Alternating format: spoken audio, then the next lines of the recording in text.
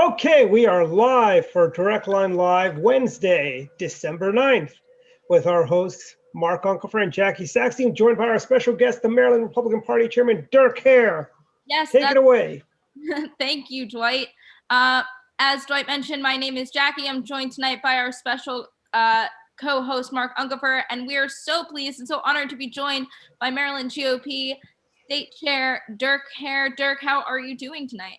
I'm doing great. Thanks for having me. I'm really happy to be here. And we're so happy to have you. We're really excited to have you on because coming up this weekend, obviously, is the state party convention. And we have a lot of questions for you to see what's on your mind. So I'm going to let Mark start that off. Well, you're running, obviously now you've been chairman for 4 years. You didn't have an opponent 2 years ago. So I guess you're making up for time. You've got two opponents this year. Tell me about the race and what do you see as being the major issues in it? Well, I had three opponents the first time I ran in 2016. I guess from my perspective, the issues that I think are most important for the next 2 years are supporting local candidates. I kind of hit on the Success Starts Locally initiative because we had several good successes this year in local races. And in fact, going back to last year, we had a great success with Roxy and Bowie City Council. So it just struck me that these local races were very important. And then similarly, I kind of view the state party's role as a convener and a facilitator. Local control to me is very important. And I think in the implementation of, various efforts and initiatives from candidate recruitment, voter registration, and grassroots support, we're best helped by having the state party facilitate raising money, transferring money to local central committees, local candidates, and having those dollars and those efforts implemented at the ground grassroots level. So it was a departure this year. You were able to get more resources into targeted local races than the state party has had in the past. Yeah, so there's an interesting backstory, and I wish I could say that this was my grand plan 2 years ago when I was reelected. If you take a 20-year horizon in Maryland, and I actually first became the state party's legal counsel back in 2002 when Governor Ehrlich was first elected, and for those of you who remember Dick called and said the governor wants you to be legal counsel for the party. And so if we take that 18-year horizon, we've had a Republican governor now for, I guess it'll be going on 12 of those 18 years. And when we've had a Republican governor, the Republican governor through the coordinated accounts has tended to exercise a lot of direction and control, appropriately so, with the party. Governor Hogan decided he wanted to take a little bit of a back seat 2 years ago, so he closed our coordinated accounts. And all of that is relevant because the last 2 years, I've been able to spend money where I thought we would best improve our chances of success, particularly at local levels. And it's the first time the party's had a combination of a couple $100,000 to spend on local races and the ability to do so without trying to coordinate with whether it's Governor Ehrlich or Governor Hogan. So we just have a little more freedom to set our own path at the moment. And I believe that's important. Now, I also anticipate that looking toward 2022, we will have a strong Republican candidate for governor, and I fully expect that we will want to and will coordinate because that's certainly an advantage that Republicans have over the Democrats, or have shown to have in the 3 Republican wins in governor in the last 18 years. So, but it's a positive momentum. I mean, Andrew Bradshaw, the Cambridge mayor race we won last week in a special election, Republicans never won mayor of Cambridge before. And, we were able on quick notice to transfer him $14,500 in the last 2 weeks, which he was able to deploy into advertising and texting. And, really, he got across the line in part because we were able and had the resources to help him.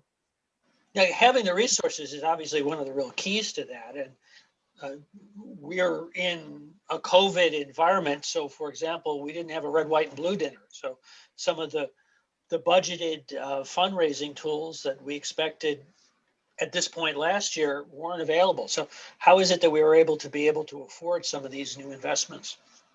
We just changed we adapted like everyone. I had to rely a little more heavily on a few larger donors who obviously understood that we couldn't do a red, white, and blue dinner. And our direct mail fundraising this year was much more successful than we had expected. I think we had budgeted about $40,000 in revenue. We ended up with about $85,000 in revenue. We've been doing some things. I'll give credit to Nicole Ossola. She's terrific.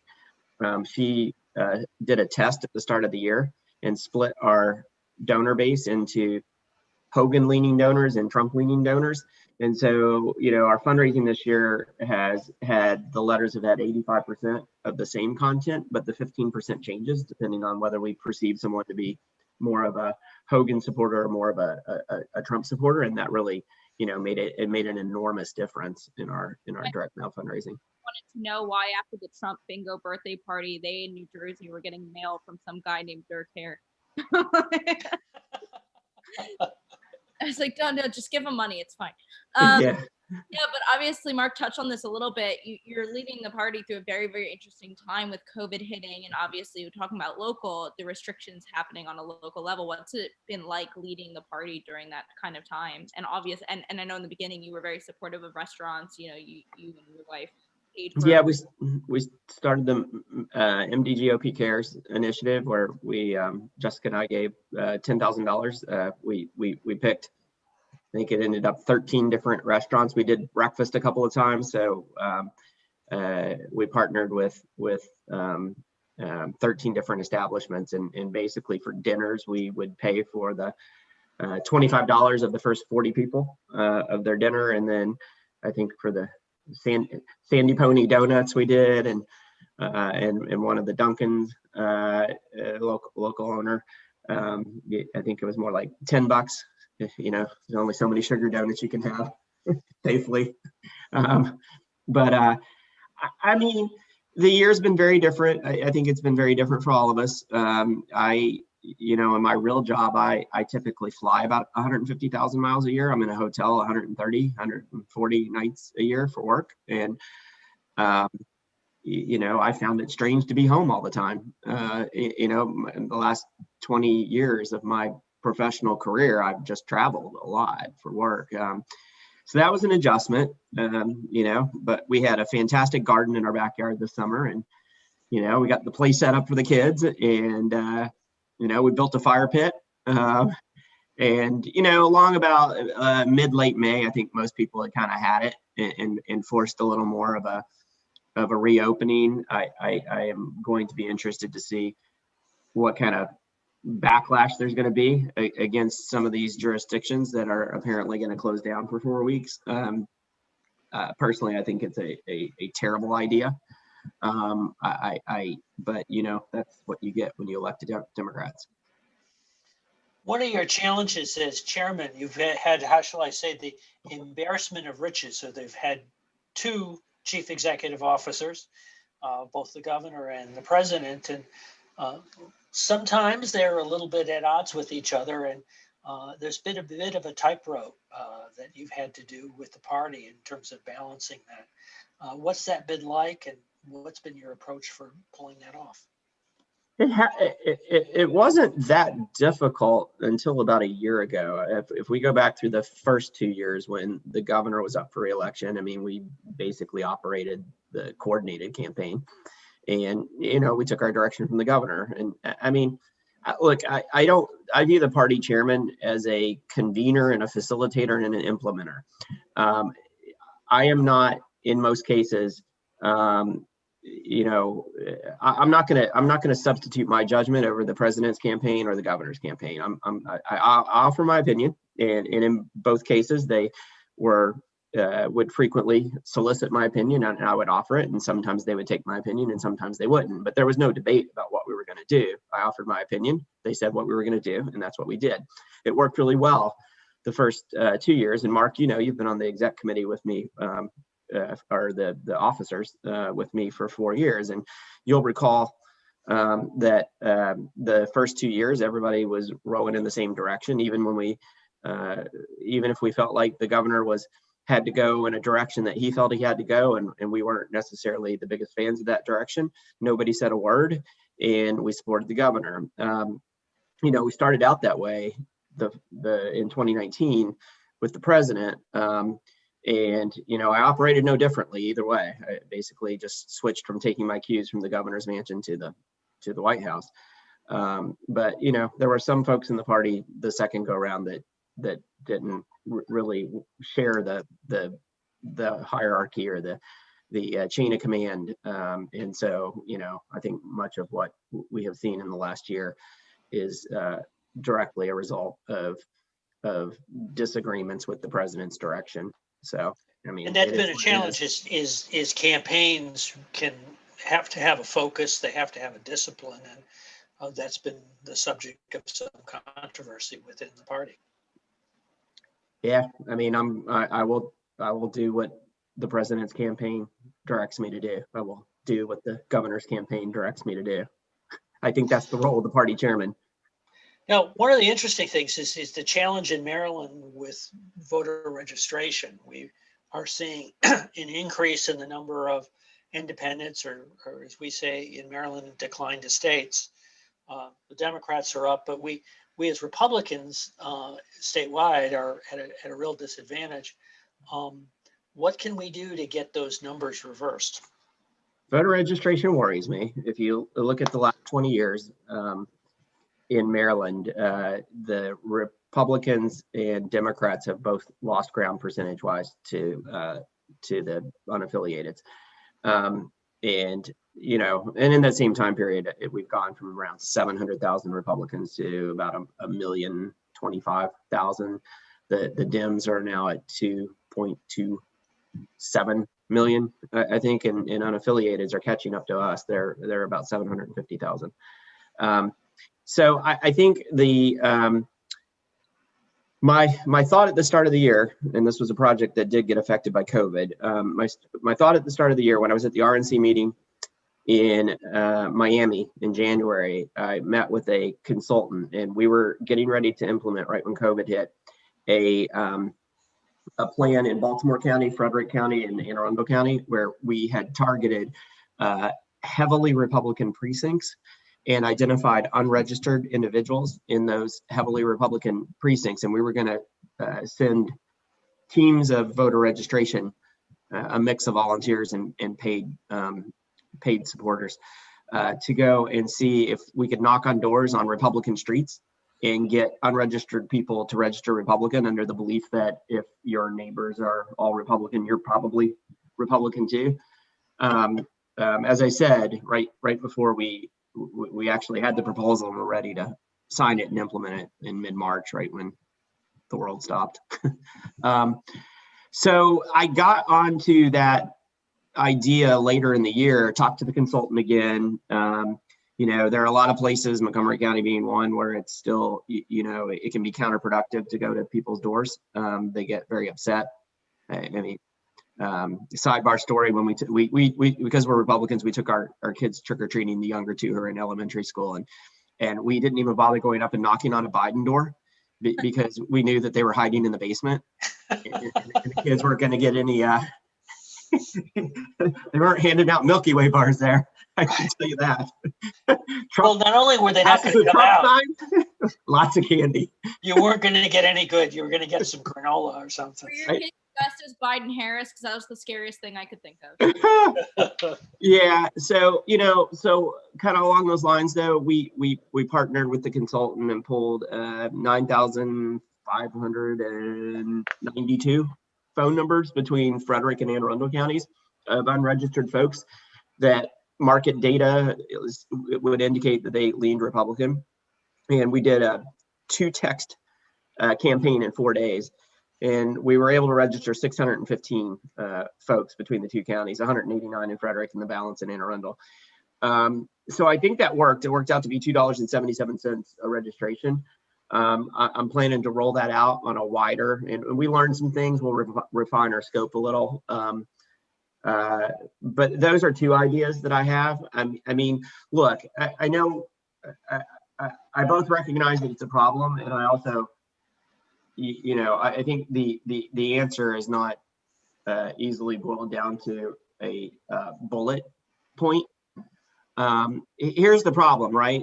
If the parties, both of them, if their traditional methods of voter registration were banging down the doors or were easily adaptable to bang down the doors, then you wouldn't have, a doubling of unaffiliateds relative to the other parties, because nobody's going out and sitting in front of the Winn-Dixie registering voters for unaffiliateds, right? So there has to be some level of sophistication and recognition here that at some level, a lot of this movement toward unaffiliated voters is a rejection of both parties. And so, I think it's awfully simplistic to say. I mean, another way to look at this is, right, if you add Republicans and independents together now, we're 4% better as a group than we were in 2000. And so, in terms of winning statewide elections in particular, and then in some counties, and I know in Montgomery County, this perhaps becomes more of an issue for you to think about and look at. But like, the objective is to win, right? Registering voters definitely helps win, but it's not the goal. The goal is to win, to get the most number of votes. And so I think we have to be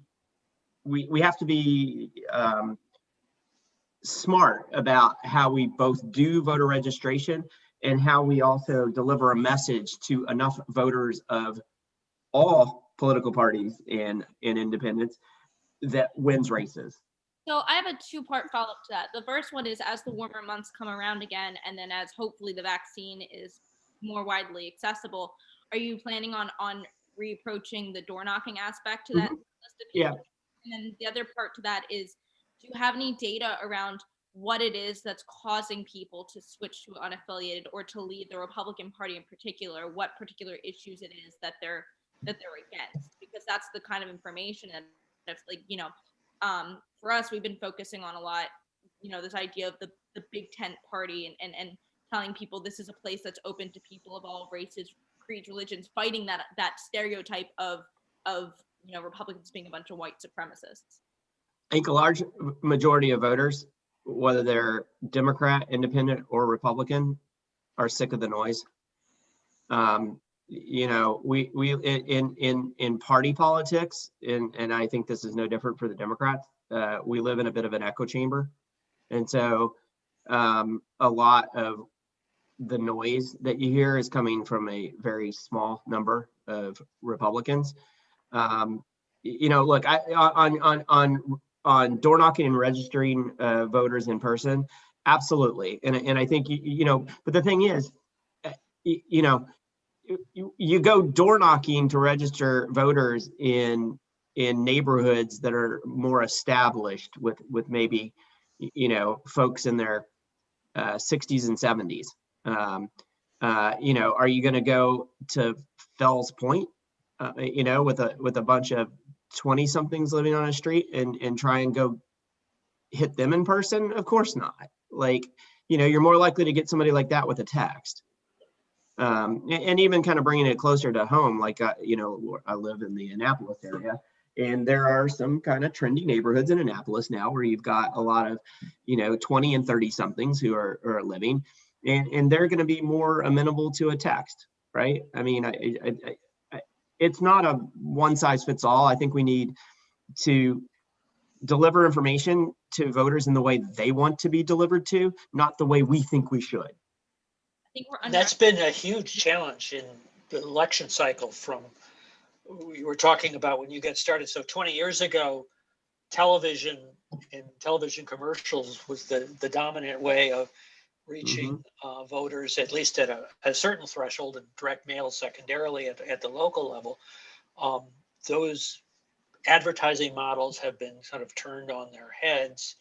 And as you say, we've got to reach voters in new and more creative ways. Yeah, I mean, I've been telling my story. I got involved about 2 years ago now. Can you believe you've known me for that long? Doesn't it feel like so much longer? I got involved because Ryan Nidak made a targeted Facebook ad for pizza and politics. And I said, hey, my friends won't come in from DC to come visit me. I need to make some friends. I'm going to go to pizza and politics. And 2 years later, here I am. Well, thank you for coming. Yes, we're glad to have that. Yeah, so definitely, that way of innovation and using social media is becoming so important. And I think Kim Klacik talked a lot about that too, right? Is the reason that, or actually, I guess when I hate giving her any credit for anything, AOC said the same thing, is that, she said, oh, the Democrats didn't lose so many seats because of progressive values. They lost because these people don't know how to use digital media as a form of advertisement. So I think that's something that's really poignant that we're going to be seeing in the future. Yeah, I always want to be running next year's race, not last year's race. So speaking of next year's race, although I guess it's actually still 2 years away, we've got the governor's race in 2022. What are your thoughts? Are we going to have a strong candidate? That's about a softball. If you don't say absolutely. I am very confident that we'll have a strong candidate. I'm in conversation with multiple folks who are looking at it. And, I will say that in my conversations, I think that the folks that you would think of as the, most likely contenders, I think they communicate among each other. I think there's a strong hope and desire that we'll be able to coalesce behind a ticket relatively early on, and that everybody will have their input. And look, at the end of the day, somebody might have to decide to step back, right? And I'm not prejudging anyone or anything, but I am encouraged that we're having productive discussions, and my hope is that something will emerge in the first quarter of next year in terms of a ticket that folks would be excited about and unified under. So some of the chatter, obviously, a lot of what I've been hearing coming from the left is where they think it's going to be Peter Franchot 100%, not even a competition. Is that kind of what you're hearing or what you're expecting? I think Peter Franchot has no chance to get out of the Democrat primary, and that's not just me. That's Democrats telling me that. He has managed to somewhat put himself on a purple island with the governor, which probably works better for the governor than it does for Peter Franchot. I think I would be very surprised if Franchot gets anywhere near. I can't remember the poll. I think St. Mary's College, one of the polls about a month ago looked at the Dem primary, and I think he was fourth. Who are you predicting, you think, coming out of the left? I mean, it's hard to say. Does David Trone jump in and drop 40 million on it? Does Angela Alsobrooks coalesce? I was told yesterday by a well-placed Democrat that Johnny O's jumping in for sure. I mean, I think you almost could see a contest where you have a black progressive, a white progressive, Franchot, and maybe a rich guy like Trump. We haven't mentioned Tom Perez as a possibility too. Yeah, he could jump in. I mean, there's only so many high-profile spots to go around in the state, and on the Dem side, they have a lot of people itching to run for other things. Maybe your Facebook BFF Barry O'Connell will run. Yeah, I don't even know who that guy is. He loves to troll you. He's got we all just make fun of him on Facebook. Yeah, I have no idea who the guy is other than he complains about me all the time. Watches our show. Maybe he's watching right now. Hi, Barry. It's interesting that he complains about you because he likes Ryan Maddox. Loves Ryan. It's an interesting dynamic there. Yeah. So obviously it's never too soon because people are going to start asking if they want to get involved in helping out with the governor's race, either in the primaries or once we all coalesce behind a candidate. How can people get involved with the state party and help out? I mean, I am my plan is to run Governor Victory 2022, and we don't have a name to put on that yet, obviously.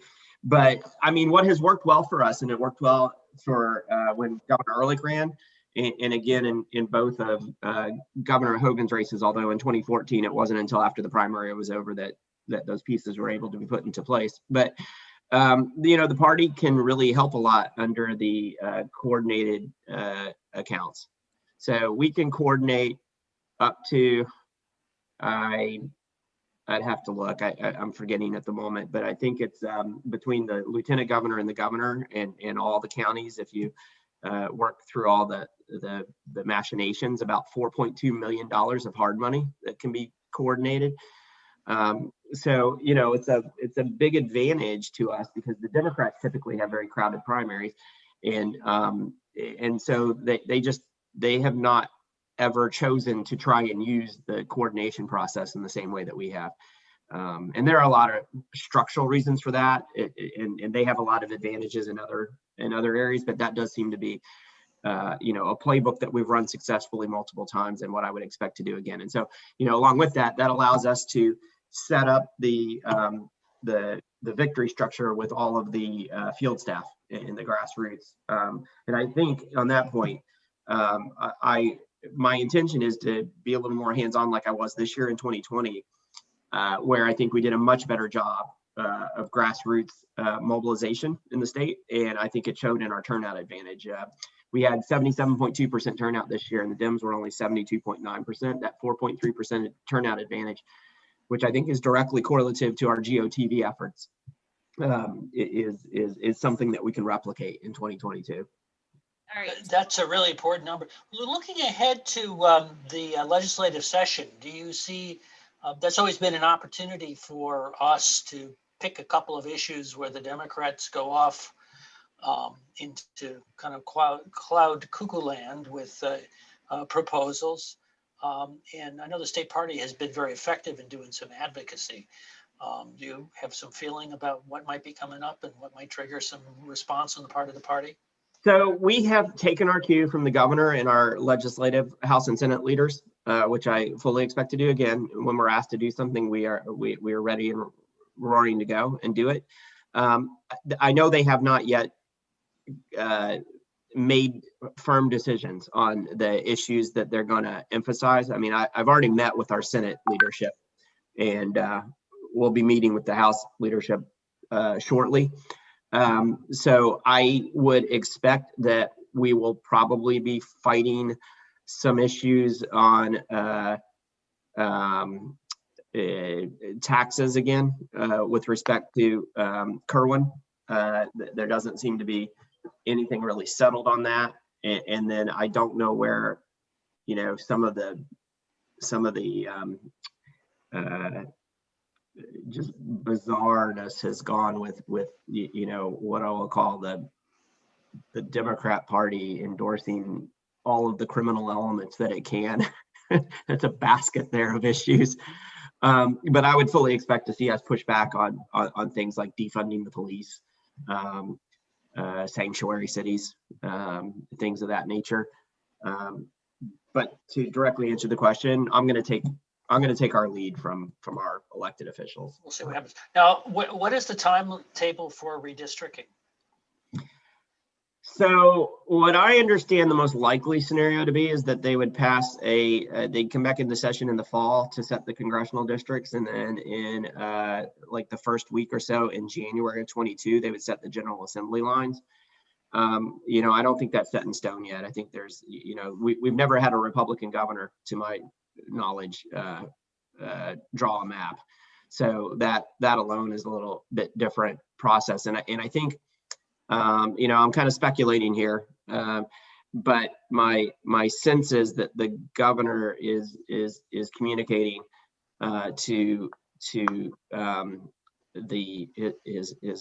his friends on the Democratic side of the aisle in the General Assembly that the Democrats had success with state gerrymandering lawsuits in Pennsylvania and North Carolina, which pretty significantly changed some lines.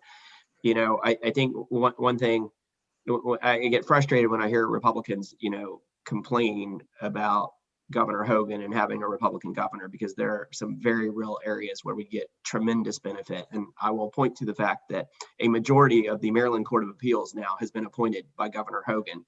And, I at least know some of those individuals and have, some history in campaign election legal battles with some of them. And while I have every confidence that they will not prejudge any issue, I do think you would find, if the Democrats disregard the governor and the governor's map and just draw some gerrymandered piece of shit, that you will probably find that we might find that the Court of Appeals in Maryland, much like its colleagues in North Carolina and Pennsylvania, may find that under Maryland's Constitution, as opposed to the United States Constitution, that what has been done is not constitutional under Maryland law.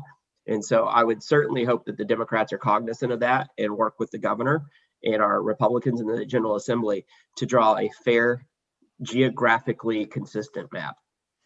So let's shift a little bit and talk a little bit about this upcoming weekend, which is the state party convention. What can our central committee members look forward to? Obviously, unfortunately, because of COVID, we can't have guests, and we're probably looking at a lot of proxy voters, I would assume, right? Yeah, I think we're at about 170 right now registered, which we didn't know quite what to expect. In general, about 250 show up members. So we're not, and we often get, a lot of last minute registration. So I do think we'll have more proxies than usual. For obvious reasons. We're doing everything we can. I mean, the hotel killed the hospitality suites months ago. The Friday night reception is still on, but it will be socially distanced and people will have to sit at the tables, but there's plenty of room. We're gonna try a little bit of roundtable like effort, and we'll do our awards and all that.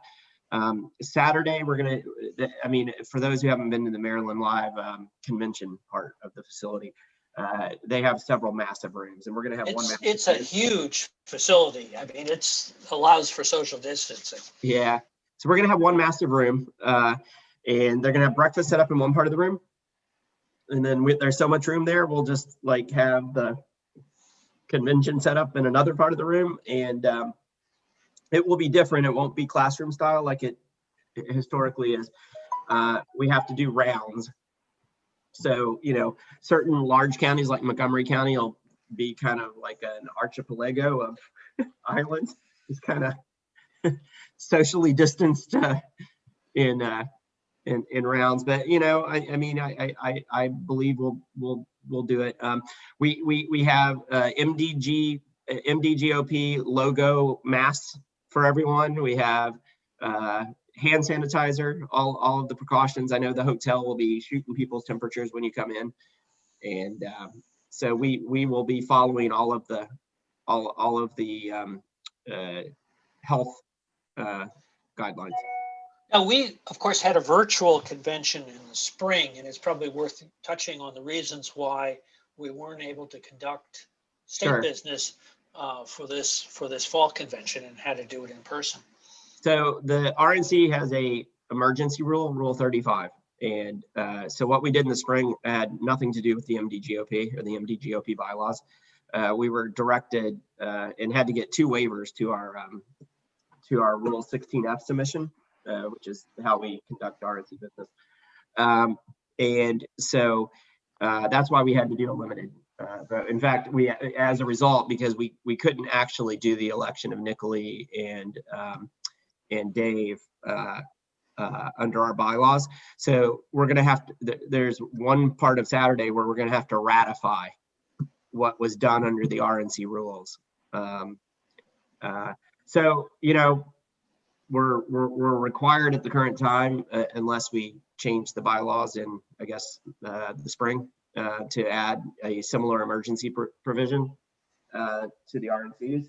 And until such time as the committee would choose to do that, if it chooses to do that, we can't actually have online conventions. But we are planning to stream it so people can watch and participate. But voting will only be allowed in person and in person with proxy. Got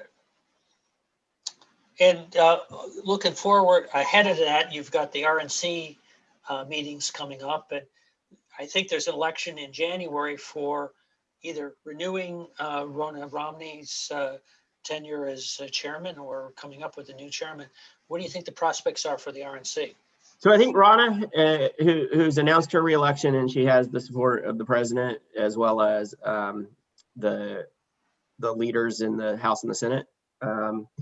I think Ronna will be reelected for 2 years. She's indicated she's only going to do 2 more years. She wants to be a bridge between the Trump administration and whatever's going to happen in 2024. So, the expectation would be based on that she'll guide us into the midterms, and then at that point, presumably 2024 will be shaping up in a way that would allow the RNC to make a decision that would make the most sense going into 2024. I have personally been contacted by 6 people running for co-chair. So that one perhaps stands to be a little more of a free-for-all. Tommy Hicks is the current co-chair. He is running again.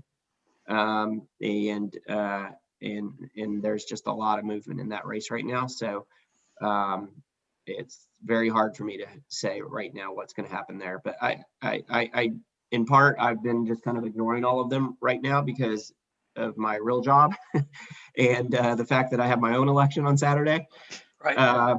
In fact, funny enough, I was driving from my deposition here to get to the house in time to join you all, and was talking to the state party chair in Connecticut who had called me while I was in the deposition today about this very issue. And so, I've told a bunch of people, hey, look, I'll catch up with you next week. So if we were doing this call next Wednesday, I'd probably have a lot more of a gut sense on the coach race. A lot of them also have the similar experience, so they kind of feel your they feel your pain in terms of going through all of this process. I got to get my kids through college, so I've had to work this week. My dad told me, because I'm starting grad school in January, when Biden, supposedly, as we're believing, became president-elect, he said he made me apply for a student loan because he's, don't worry, it's just going to get canceled. You're fine. You won't have to pay. I'll tell you something nuts, right? It just typifies the ridiculousness of some of this.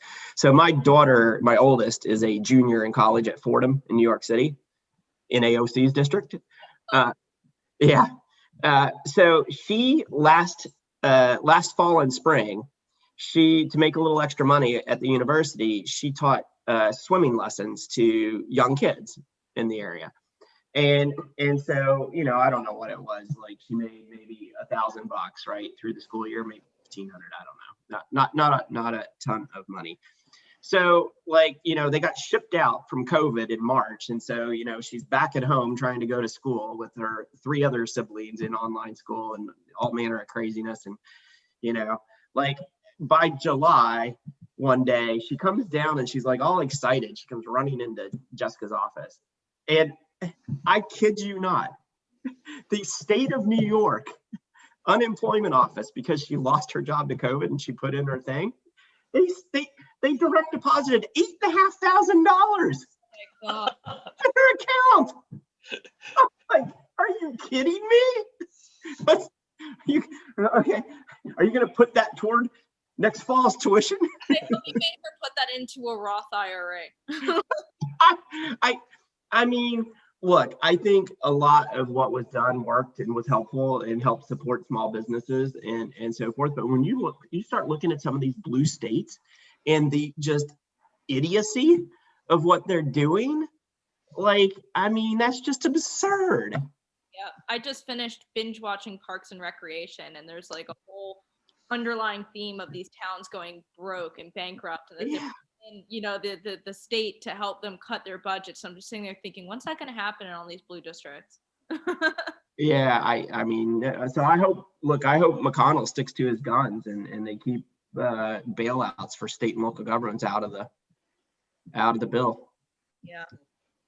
One of the good things that our governor has done is made adjustments beginning through the summer as they anticipated a drop in revenue. And as a result, Mhm. we're probably better prepared. Certainly not that there won't be pain in the budget, but we're better prepared. Whereas in Montgomery County, as far as I can tell, all they've done is spent more money, and there Mhm. hasn't been any kind of cutbacks. Yeah. We're truly Well, we have good news for you. We just Okay. learned that Ryan Maddox is your newest constituent as a member of the Central Committee. He is, for those of us who recall what happened during the spring convention, really one of the heroes of doing the backroom technology that made that all take place. And so it's good to have him. He's participated in conventions in the past. He was state TARS chairman, and or actually not Montgomery County TARS chairman, and we've recognized him in the past at the convention. So he is now a full-fledged member of the Central Committee. Yep. And Mark, I want to thank you and Dwight and the technology committee. You guys were so helpful and so instrumental in helping us get through a difficult situation. I mean, I don't know how many people in Maryland know this, but the incumbent GOP state chairman in Texas, in part, lost his reelection because he completely botched their online RNC convention vote. And I mean, we all saw what happened in Iowa with the Democrats in the caucus, right? So, as Mark and Dwight can tell you, I was very nervous. You made it very clear to us that wasn't going to happen to you. Yeah, we did 4 or 5 test runs, and so it worked. But I mean, that is it was a significant undertaking, and I really appreciate everything you guys did.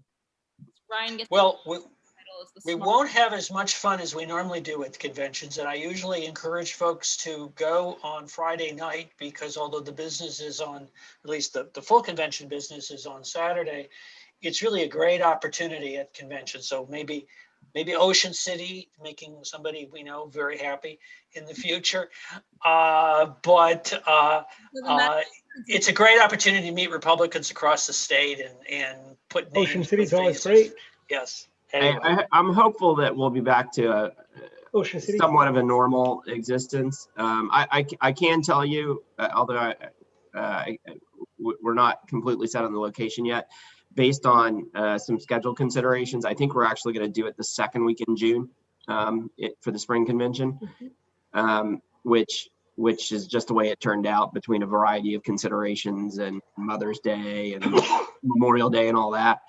But I also kind of, in the back of my mind, middle of June to me seemed like it might be safer from a COVID standpoint.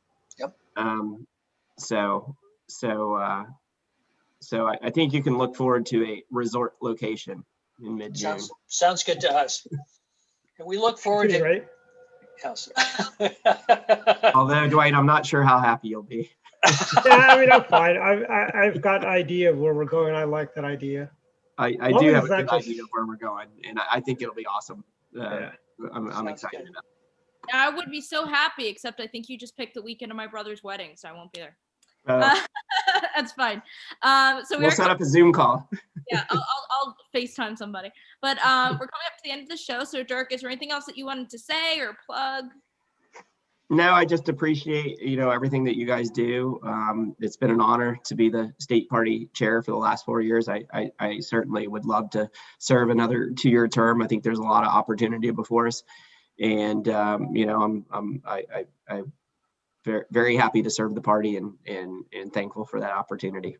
And we are so thankful for all that you've done so far for us. So everybody else who's watching, this has been Direct Line. It's been a great show, and we will be back next Wednesday with somebody else. I don't know who, but we're working on somebody to talk about education issues and keeping schools closed from.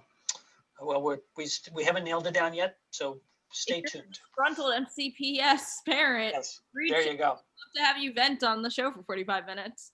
I think we should do another reopen town hall type thing again. Could be. All right, everybody.